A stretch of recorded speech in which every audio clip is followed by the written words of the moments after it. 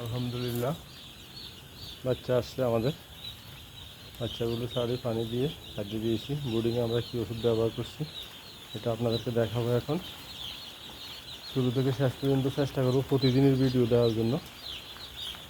কী কী ওষুধ দিতেছি, কী সমস্যা হচ্ছে এবং কী অ্যান্টিবায়োটিক লাগতেছে কি না আপনাদেরকে দেখাবো। ভিডিওগুলো দেখলে ইনশাআল্লাহ আপনারাও কিছুটা ধারণা পাবেন। শেখার তো আসলে কোনো শেষ নাই, পুরোপুরি শিখতে হয়তো পারবেন না, কেউ পারবে না। দেখ পরিস্থিতি বুঝে এগুলা চিকিৎসা এবং মেডিসিন ব্যবহার করতে হয় মুরগি পালনে। আমরা আজকে ব্যবহার করছি, দেখেন সোডো প্লাস 3টা লাইসোবিট নিয়ে আসছি। বোর্ডিংয়ে প্রথম ওষুধ এটাই ব্যবহার করছি। মাশাআল্লাহ বাচ্চা আসছে মোটামুটি ভালো।